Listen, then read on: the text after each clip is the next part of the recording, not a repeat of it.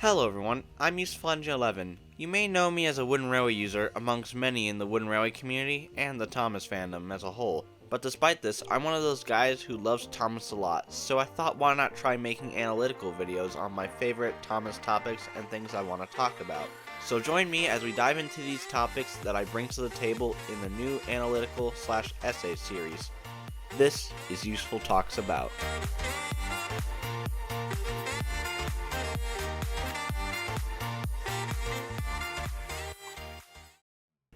Welcome back everyone to the next episode of Useful Talks About. Now, it's been a hot minute since the last episode, and I feel so bad for not producing another episode during 2024. So, I just want to take this time to thank you guys for the support on this analytical series.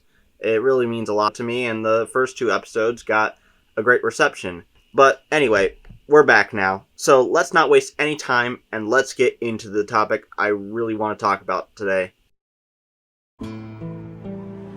Now, there are a lot of songs in Thomas that people genuinely hate. I mean, it's kind of like how you hate certain episodes. Some might sound just annoying, but there's one song that I generally like, and the lyrics go...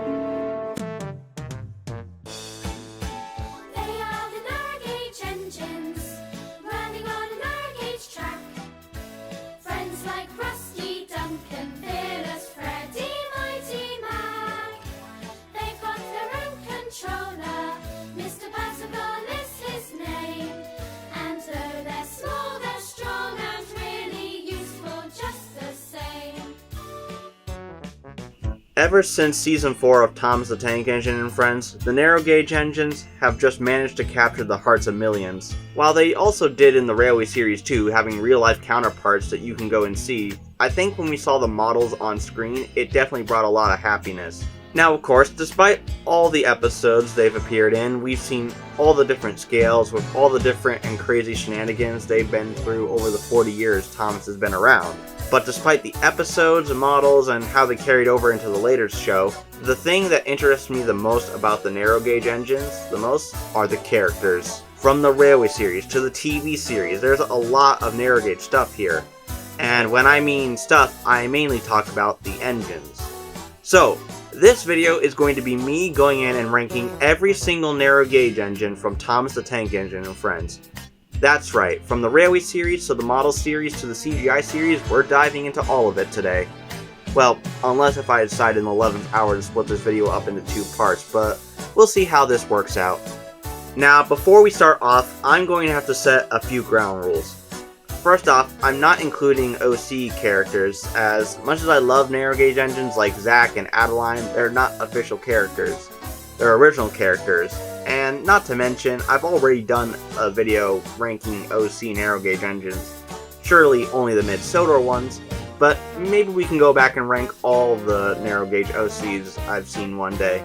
Second, we're not going to be talking about real-life engines. The Tallyllin, any Festinion will not be featured here. I know the Skarloey engines are basically carbon copies of the real-life counterpart, but it's also the other way around, and we're only going to be talking about narrow gauge engines on Sodor anyway.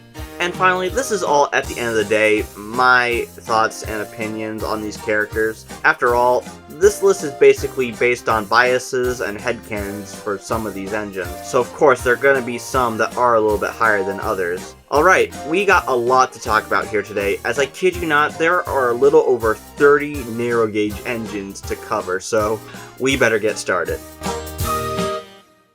Number 35. The Hunslet Diesels. So, these probably shouldn't even be on the list, but I've only added them here because, well, they are technically important, as these were the two diesels that were combined into one to make the engine we know nowadays as Fred. Other than that, there's not really much to say. They're basically combined together to make Fred. That's it. Off to a great start. Number 34. War Department Diesels.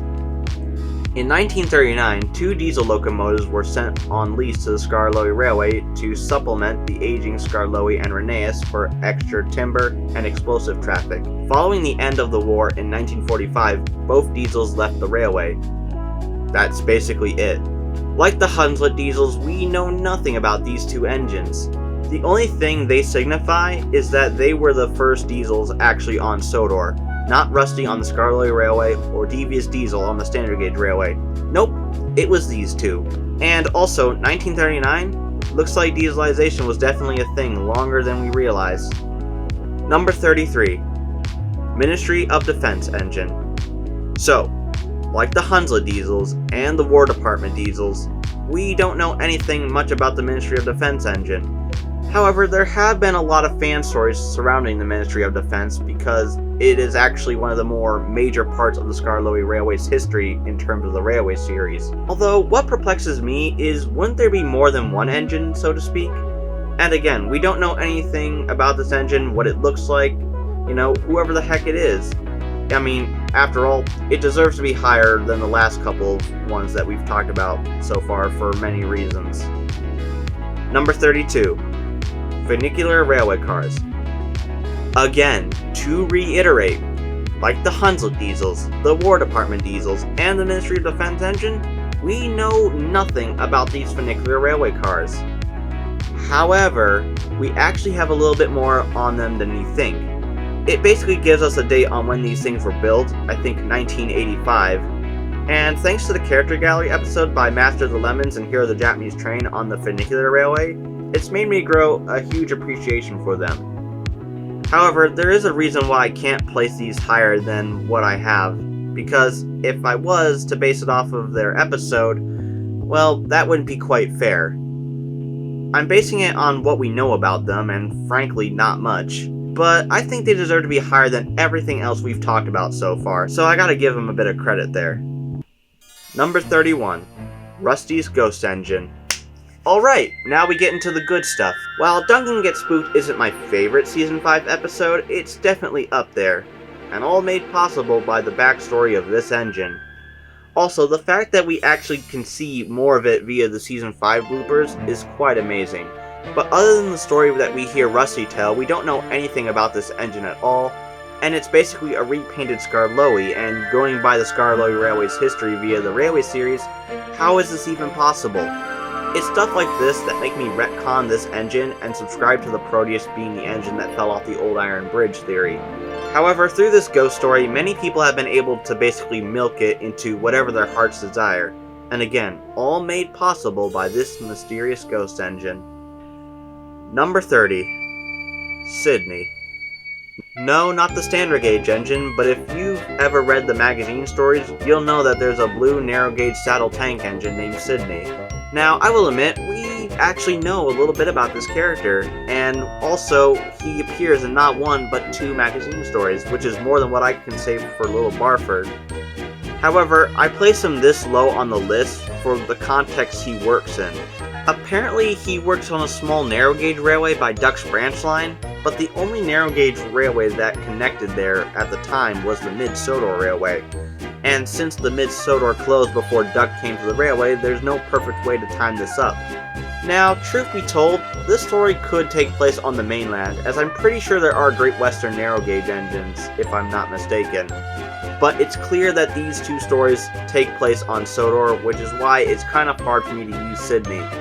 Again, I don't hate him, but I think I prefer little Barford a little bit more, which is why we're gonna get to him a little later.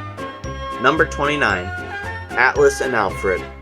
Okay, so when I talk about Atlas and Alfred, I don't mean the mine engine and the two models it had. No, I mean these two American saddle tank engines. Yeah, I'm not a fan of these two. I probably should place them lower, but they're actually a little bit more interesting than Sidney. All I'll say is I prefer the names Atlas and Alfred, but I prefer to give them to the two mine engine models. And these two kind of ruined Stanley being the only American narrow gauge engine on the railway, so like Rusty's Ghost Engine, I've completely retconned them from my headcanon, because I generally don't think I'll use them in the future. Number 28, Albert. Okay, so I didn't want to place Albert this low on the list, but I kind of have to because of all the history that goes into him. He has had several models over his time, and while the Mark III version is the final version of him, we can basically declare that I am not a fan of the Mark III version. I personally prefer the Mark II rebuilt version of Albert, Having him as a Hugh's Falcon, like Sir Handel and Proteus, pretty much has a lot of story potential. Now, I basically base Albert's personality of what, Sodor Island forms gave him. But other than that, we don't know his personality like a bunch of the mid-Sodor engines, which is why they're all sort of at the bottom of this list.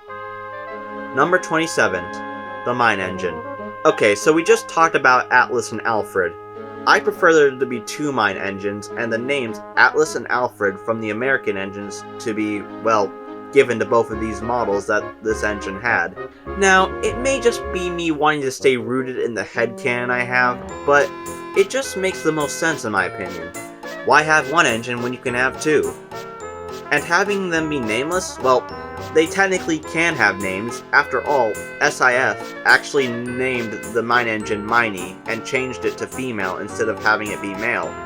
It's safe to say, as a fandom, we've basically christened the mine engine to have a brother and as well have them have names, and I'm 100% here for it. If you want to be 100% accurate, that's fine, but I'm okay with taking creative liberties here and there. Number 26, John. Okay, so I actually gotta be honest with you guys. I was like 10 or 15 minutes into editing this video, and I completely forgot about John, the mid-Sodor engine. So now this part is kind of unscripted to basically give my little thoughts on what I think of him. I'm gonna have to say, I think he's pretty cool. I like his design, and apparently he was like the replacement number 6 for like Jim, I think. I'm not gonna lie, there's really not much to know about him, which is one of the reasons why I actually forgot about him. But I think he's actually alright. I think he's pretty cool. So, yeah, there's really not much to say there. Number 25, Little Barford. Alright, here we got Little Barford, and I think it's safe to say, out of the 2 magazine characters, him and Sidney, people love Little Barford. Yeah, sure, Sidney has 2 appearances in the magazine stories under his wheels and actually spoke, while Little Barford only appears in 1 and does not speak. But yet, everyone favors him more, which I'm all for, really. And not to mention, he works perfectly in the canon of the Railway series. I like to think after Sir Handel and Peter Sam left the Aluminium Works, Little Barford came to take their place. However, that's a little bit of my headcanon that we'll explore another day. Also, I do find it fascinating that he's one of Peter Sam's brothers, and also causes for some interesting story potential. Overall, despite not speaking a word, he left quite an impact on the fandom in my opinion. Number 24, Little Giant. Little Giant is very interesting, mainly because they're a cancelled character. In 2002, when Season 6 was in production, one of the characters that they had planned was a yellow double fairly named Little Giant. However, for unknown reasons, this character was completely dropped for no rhyme or reason. But it wasn't until 3 years later, in 2005, in Season 9, a double fairly narrow gauge engine was created, and they became Mighty Mac. So, that said, I want to like Little Giant more than I already do, because the double fairlies are one of my favorite narrow gauge locomotives, but they kind of are pointless when you already have Mighty Mac. And even then, the fandom didn't give Mighty Mac much love either, especially when this character was revealed. Though the opposing personalities that both of them seem to show has, like I've said before, a lot of story potential. Where you can find use for them, well, who knows. Number 23, Jennings. Getting back into the mid-Sodor characters, Jennings is an interesting one for me because, well, I've decided to go ahead and make her female in my headcanon. Now, to be real, we don't know much about the mid-Sodor engines, really, but we can basically tell their genders by their names. However, Jennings is one of those names that sounds like it could be, a male or female name. Obviously, her being built after Fletcher Jennings. And besides, the only female narrow gauge engine we have in Thomas and Friends is Millie, so I thought, why not add another one? Now, that doesn't mean that Jennings is female. If you want to characterize him as male, feel free to do so.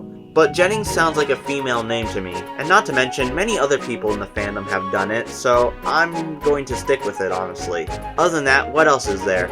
Well, she's also a Fletcher Jennings locomotive like Rheneas and Smudger. Now keep in mind, the bases of Tallylin and Dolgok there are only meant to be one of them out there. But what's even more weird than them having twin brothers is having them have other clones. Rusty's Ghost Engine, Smudger, and Jennings are all big examples of this. But despite there being one Talulin and Dolgok out there, liberties can be made here, obviously. They were already made for Skarloey and Rheneas. Also, one of the things I'll say before I wrap this part up is the ample story potential with both liveries that Jennings wore, whether blue or red, which makes her one of the more interesting mid-solar engines in my opinion. Number 22. Jerry. I'll be honest, I really actually don't have much to say about Jerry. I mean, I have a good idea of what I want him to do on the mid-solar, but other than that though, the only interesting information we had about him was that his name is not spelled with a J, but a G. Also, fun fact, I technically already knew about Jerry before Luke Ryan made his Mid-Solar Mysteries video, which is why I actually thought he was the number 8 of the Mid-Solar Railway, but apparently the roster only goes up to 7. Now, truth be told, he probably should be lower on the list, but I can't help but like him. Number 21. Tim. First off, I'll say Tim is quite the interesting narrow gauge engine. After all, he's basically your typical steam engine. He has a smokebox, a dome, and a cab. But if you look a little closer, you will see he actually has side plates, making him a tram engine. Also, he's the first mid-solar engine on this list to actually have a number. Well, technically there's Albert, but we already talked about him already. All I'll say is that I think it's safe to say until the Tim Comes to Terms story by Matt, it made me come to like Tim more than I already did, which is why I'm very content placing him here on the list. Number 20. Jim. And now we come to Jim, who, out of all the mid-solar engines, is the one that has gotten the most attention. I kind of discovered Jim through Thomas I Edward II Henry III. At first I thought he was an original character, but apparently he was real. But again, people have done so much with him. SIF, Thomas I Edward II Henry III, NWR 1991, Solar Rail Productions, and there are so many more. There's a reason why I'd gone and updated my model of Jim so many times, because I wanted to make sure that he was actually perfect. I should also mention he has a train of his own called the Horse and Cart, which means he actually has a job on the railway, unlike most of the other engines. So I think it's safe to say, out of all the narrow gauge MSR engines we know about, he's the most interesting of them all. But believe it or not, we're actually not done with the MSR engines just yet. But either way, I'm very proud to say that Jim is in my top 20 of favorite narrow gauge engines. Number 19. Ivo's Flying Bedstead / Mark V. Believe it or not, this is the first Skarloey Railway narrow gauge engine on this list. Many of you might not know who this character even is, but he's basically the twin to Toby on the Talulin Railway. He's the trolley, the bedstead, or as I like to call him, Mark V, because, well, he's the first of 4 other failed prototypes before him. Like many other engines on the list so far, we don't know much about him, but he is a more essential member of the Skarloey Railway than you think. He's the one who takes Mr. Hugh to work every day. But that's about it. It's funny how a character like Fred has more significance to the railway than this guy, but I generally don't think he should be forgotten. I've made a custom of Mark V, and yeah, he will get his own showcase one day. But for now, he's a member of the railway that will always be forgotten by a lot of people in the fandom no matter what. Number 18. Stanley. We're not out of the thick of it yet with the mid-solar narrow gauge engines, as here we have Stanley. Out of all the other mid-solar engines, Stanley is the only one we know anything about. Apparently, he was built for the war and ran through the trenches, but after the war, he was sold to the mid-solar railway as he was deemed surplus to requirements, I believe. After this, he was prone to being cocky. He would ride roughly and always come off the rails. Duke would always warn him to be careful, but he would take no notice. It all came to an end when the manager decided to make him useful at last and turn him into a pumping engine behind the shed, then being moved to the mines to Casnehowen to pump out the water, but he wasn't successful, and I think it's safe to assume that he drowned in the flood and sadly died. Okay, to bring this into a lighter note, here's the thing. The reason I put Stanley this low on the list, because while technically speaking he's more realistic, there are a lot of problems with him in terms of illustrations and time period, etc. Like in Bulldog, he's seen here in this illustration. However, this story takes place in 1904. and Stanley's class wasn't built until 1917. And then he arrived in 1920, 16 years later after Falcon arrived, and arrived the exact same year as Stewart. Now, correct me if I'm wrong, but the whole point of the story of Stanley was to curb Falcon and Stewart's bad behavior. But how could their behavior change if they technically knew who Stanley was already? Unless they generally forgot about him, you can't make me believe that. Despite all this, Stanley does work from a logical and technical standpoint. The Baldwin locomotives were Rough Riders, and Stanley did serve during the war, but I think it's safe to say Stanley was based on Audrey's own model of him, rather than the actual character itself. But again, despite all this, I love him nonetheless, and I think him and Smudger can technically coexist in my opinion. But we'll get to Smudger a little later. Number 17. Millie. Okay, so originally I had Victor here, but I decided to move him up one because I think he's a bit more interesting than Millie, but we'll get to him in a second. But back to Millie, she marks two things. The first female narrow gauge engine ever introduced, and the last narrow gauge engine introduced overall. She's bubbly, cheerful, and also a little feisty when Stephen and Glynn give her trouble. Millie is interesting because she has a backstory sort of like Duke, where she was locked up in a shed until the Earl came back to Sodor, and her rivalry later turned friendship with Luke is very fascinating. Millie was the last official wooden railway narrow gauge engine I added into my collection, and I could not have been more happy to have her. Although, out of all the narrow gauge engines, I think she's also overlooked to some degree, but I know a lot of people in this fandom do like her, and so do I. Number 16. Victor. Like Millie, there's a lot to say about Victor. And also like Millie, Victor and Millie are basically allowed on the Skarloey Railway's turf whenever they want. But enough comparing, let's actually look at him. At first, when Victor was first introduced, there really wasn't much to know about him. We knew he was around for a while, but nonetheless, we knew him as the engine who ran the steamworks. But it wasn't until the 2012 movie Blue Mountain Mystery that changed everything. His backstory was tied in with Luke's arrival to Sodor, and how he basically came to be the engine that runs the steamworks. Despite the nitrogen era being very lazy with the writing, I think it's safe to say, thanks to Andrew Brenner as the assistant writer for this movie, he bumped Victor up from a meh to an awesome character. And even then, his character was continued to be expanded down the line in the Brenner era. Also, you gotta love the on-screen chemistry with him and Kevin. Now, while Victor didn't make the top 15, that doesn't mean he isn't an enjoyable character, because he absolutely is. And like some of the narrow gauge engines we'll talk about, he's definitely a character that a lot of people in the fandom absolutely love. Number 15. Luke. Okay, I know it's absolutely sus to pair all the CGI narrow gauge engines together in a row, but that's just how I kind of feel about them, honestly. Anyway, on to Luke. He is my favorite of the CGI narrow gauge engines.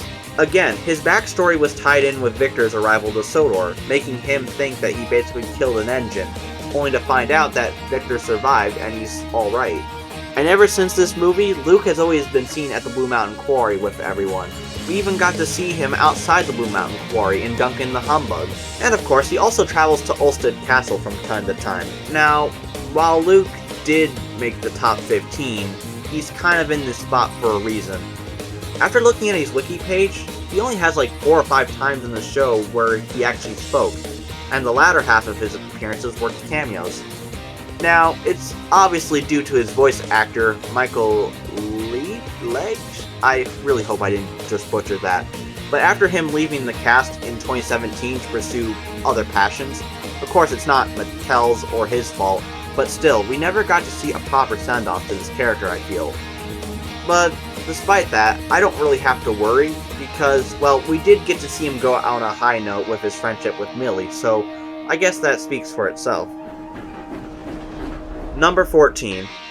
Ivo Hugh.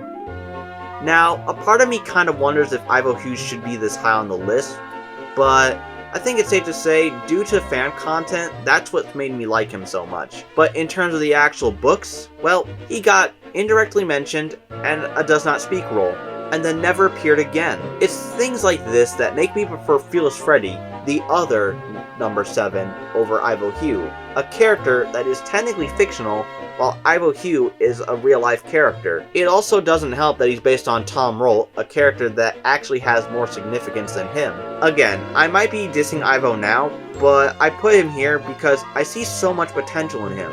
And while I may prefer the red livery that he was given, other than the purple livery many people have headcanoned him with, there are so many different interpretations that really don't make him a pointless character after all in my books.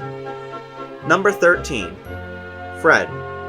You think this character should be lower on the list for him not even being in the Railway series, but to that I say, I don't care. So many stories in this fandom have made me like Fred so much for the sole stories that he's featured in. Rusty and Fred, Break My Stride, Fred's Chance, to name a few, they're all great stories. And he does get mentioned in New Little Engines, so that is something. Now, on the surface, Fred seems like a narrow gauge version of Dennis, but keep in mind, Fred was the one who came first, which means Dennis is a carbon copy of Fred? Anyway, I feel like Fred is not as lazy as Dennis in my opinion. Sure, they're both as lazy as each other, but I think Fred is capable of proving himself, while Dennis could prove himself, but doesn't want to. Now, I like to think after his debut episode, he tries to be more, useful, and is half useful, half lazy, but regardless. Overall, Fred shouldn't be this high on the list, but due to my personal bias, that's why I've decided to go ahead and place him here. Number 12. Fearless Freddie.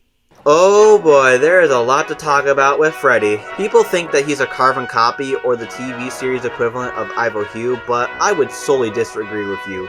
Freddie is much more interesting than Ivo Hugh by a long shot. First off, his ties to the Handel that indicate that he was a mid-solar engine at one point. Now, is it outright stated? No, but at the same time, it's not too far out of the question. Second of all, he may be old, but he likes to see himself as a daredevil and the fastest engine in the hills. However, in his debut episode, he realized he's not the same engine he used to be in his youth, and comes to grips with getting older. Also, he is one of the few hit-era characters to get not 1, not 2, but 3 lead roles as well as 2 supporting roles. Fun fact, they actually had plans to bring Freddie back into CGI for Blue Mountain Mystery and Season 16, but like many other things that didn't go well, he was basically dropped. In fact, Bob Golding was supposed to be his voice actor, which makes me wonder if they were going to bring him onto the show before he came on as Steven in King of the Railway. Regardless, I love Freddie, and I generally think he deserves to be here in my opinion.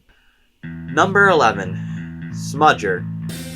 Would you believe me if I said I actually had Smudger lower on this list, like below Ivo Hugh? I know, quite an insult, but that's why Smudger takes this spot on the list.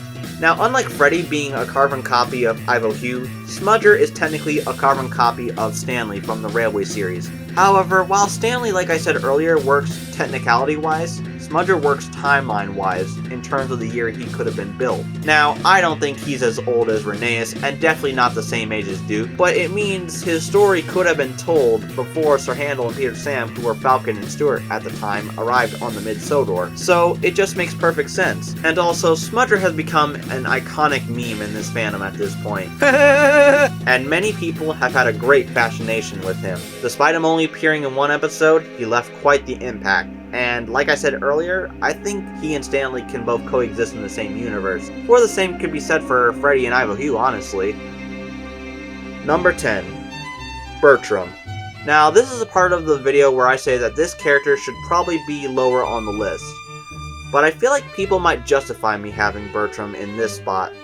Like Little Barford and Ivo Hugh, Bertram does not speak in his only appearance, but despite not speaking, like Smudger, he left quite an impact. You basically get his whole biography in 1 story in 1 episode, and that's basically it. Now, we know the real reason why he never appeared again, but I think it's safe to say, I like to think that Bertram works at the mines taking tourists, or either taking goods along the railway, or helping out at the Blue Mountain Quarry from time to time. This is a character that has so much potential and has fascinated me and everyone else, honestly, which is why I'm perfectly okay with him appearing in 1 episode, but I just wish we could have gotten to see more of him though. And don't get me started on the fact that Bertram was actually supposed to be a tank engine instead of a tender engine, but that's a whole other discussion for another day. But I think it's safe to say Bertram deserves this spot on the list, and I'm more happy to give it to him.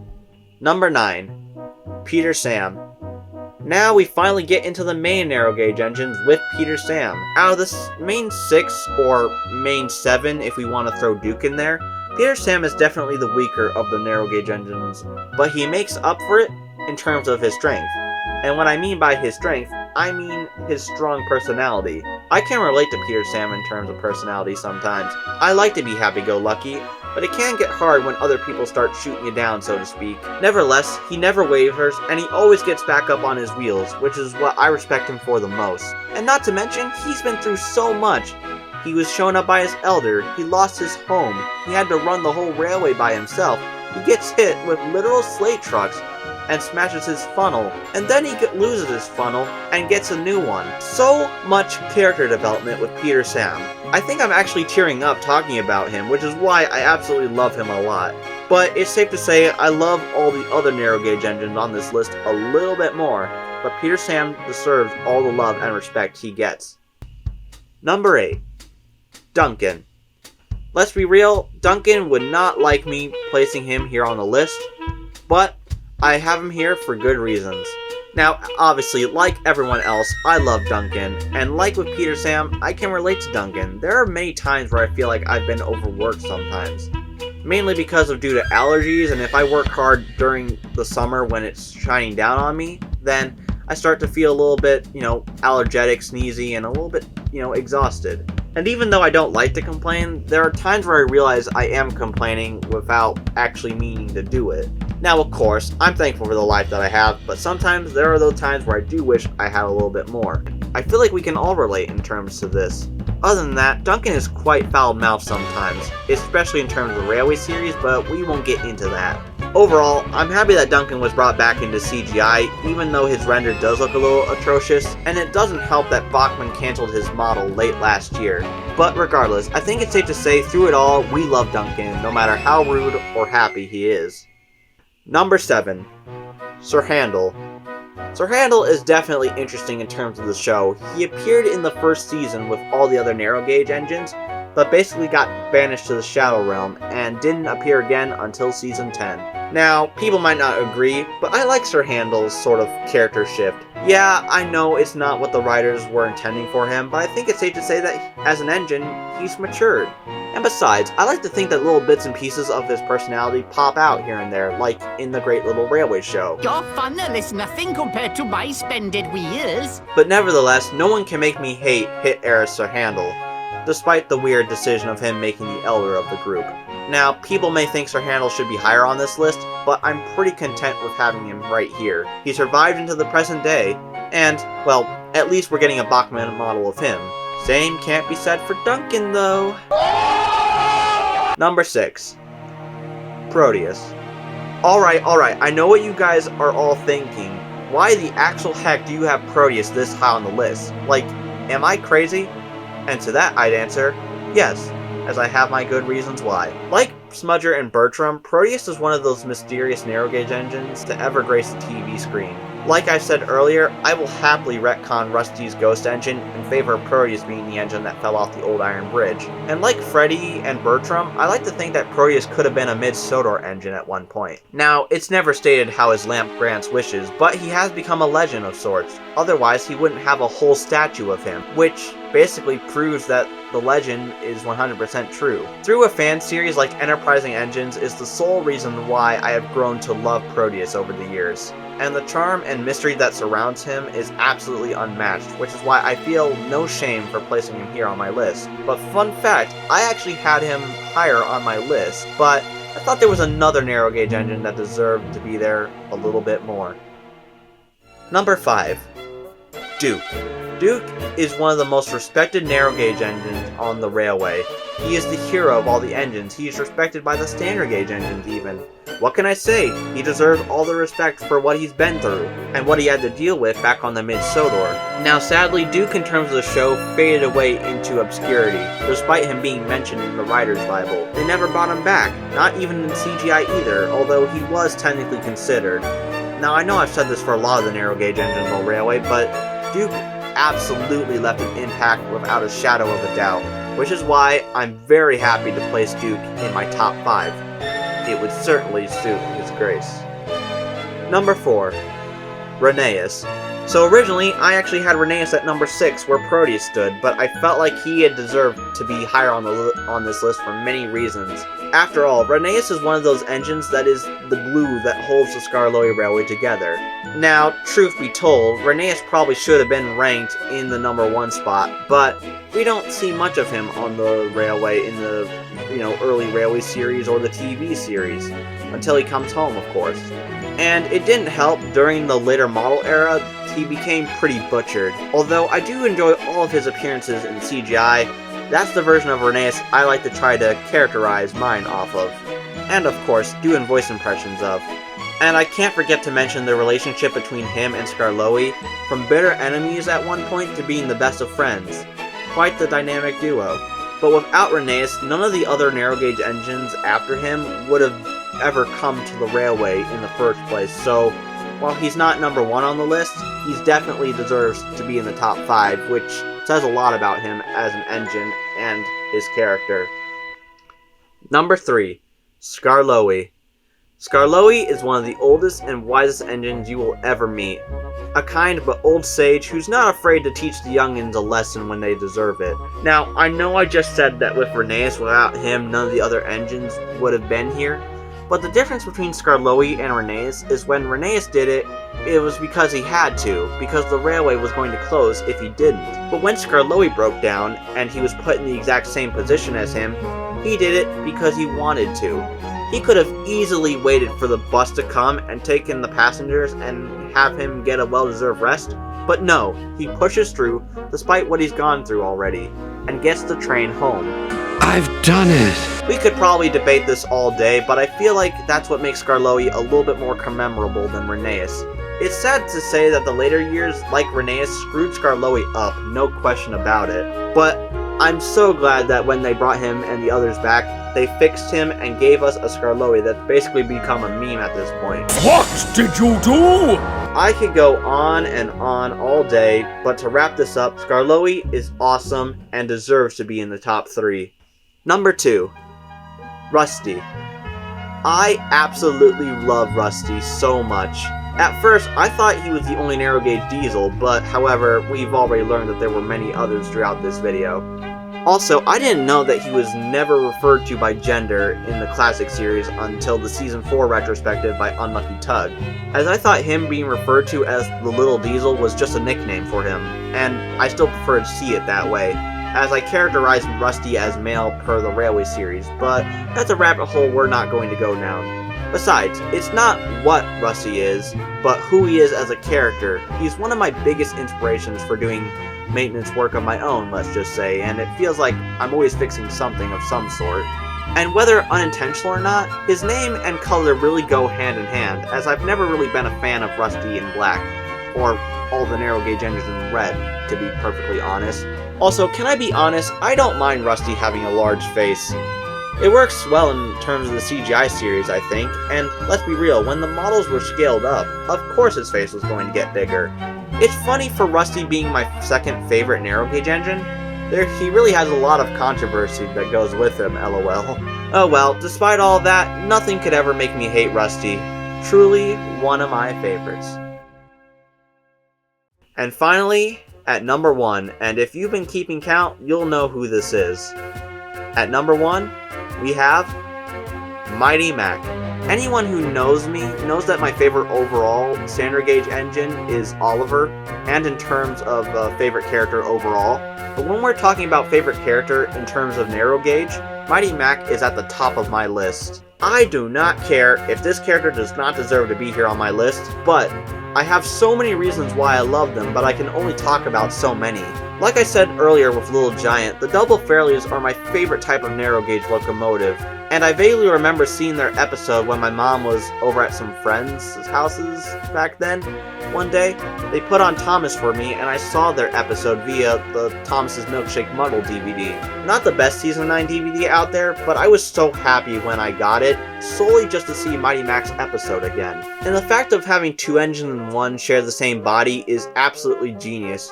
You can really tell each end apart by voice and distinct personality. Mighty is more deep in voice and a little bit more reserved, while Mac is a bit more high-pitched and a little bit more extroverted. It's just a shame after their debut episode, these two were only given like 4 or 5 speaking/reporting roles, and it's a shame that they were never considered to be brought back to CGI either. Like I said earlier, a character like Freddie has more under his wheels than these two, and yet I find Mighty Mac to be the more interesting one than Freddie. Regardless, these two will always hold a special place in my heart, and I get so giddy when I see someone make a fan episode surrounding them. While nothing special to everyone else in the fandom, they are certainly special to me.